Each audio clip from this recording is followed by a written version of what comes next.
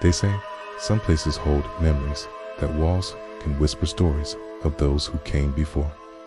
At the edge of my town, there's a house that does more than whisper. It screams. For 50 years, it's been empty, rotting under the sun and stars, a dark silhouette against the horizon. The locals have a simple rule: stay away. They talk about shadows that move on their own, about a woman's cry carried on the wind when there asks no one there to weep. Of course, a place like that is a magnet for people like me. My name is Leo, and I chase ghosts for a living. Or at least, I try to. Armed with a high-definition camera and more courage than common sense, Kai decided to be the one to finally show the world what was inside the old black wood house. One moonless night, I broke the first rule. I crossed the overgrown yard, pushed open the groaning front door, and stepped into the darkness. The air inside was thick, heavy with the smell of dust and decay, and something else, something sweet, like wilted flowers. I started filming immediately, my flashlight beam cutting through the gloom. Cobwebs hung like tattered veils. Furniture lay shrouded in white sheets, resembling a room full of silent, waiting figures. I narrated everything, my voice a little too loud in the crushing silence. "All right, guys, we're inside," I whispered to the camera. "The energy in here is intense. Feels like we're not alone." I wasn't just saying it for the views. The feeling of being watched was overwhelming, a prickling sensation on the back of my neck that wouldn't go away. I made my way up the creaking staircase, each step echoing through the house like a gunshot. The second floor was a maze of closed doors. I opened them one by one, revealing empty rooms, each one colder than the last. Then I reached the master bedroom at the end of the hall. The door was slightly ajar. As I pushed it open, my light fell upon the far window, and my heart stopped. Standing there, bathed in the faint moonlight filtering through the grimy glass, was a woman. She was dressed in a long white gown that seemed to almost glow in the dark. Her back was to me, her long black hair hiding her face. She was perfectly still, like a statue. I froze, my hand trembling as I held the camera.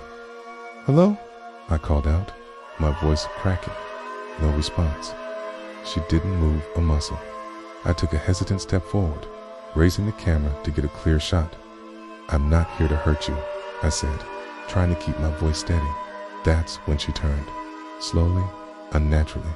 Her face was pale, her eyes wide and dark, completely devoid of life. She just stared at me. She didn't blink. She didn't breathe.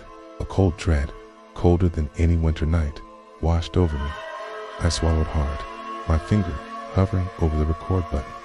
I had to get this. This was the proof I'd been searching for my whole life.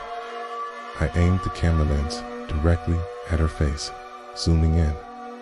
The moment her face filled the viewfinder, my camera screen went black. The battery indicator had been full just a second ago. No, I muttered, fumbling with the buttons. The camera was dead, and when I looked back up at the window, she was gone. The room was empty. I didn't wait to see if she'd come back. I turned and ran, stumbling down the stairs and bursting out the front door, not stopping until the old house was just a dark shape in my rearview mirror. It took me a week to work up the nerve to look at the memory card. I hired a data recovery specialist, convinced the file was corrupted beyond repair, but he managed to salvage it. The last clip, my heart pounded as I pressed play. The footage was shaky as I entered the bedroom, heard my own voice, strained and fearful. Then the view steadied on the window, and there she was, the woman in white. The video quality was perfect. As I watched, my on-screen self panned the camera away from her, toward the doorway, just for a second. But in that second, something impossible happened. While the camera moved, her reflection didn't. It stayed behind, frozen in the glass of the window pane, a perfectly still image of the woman in white, smiling. A wide, terrible smile that hadn't been there before.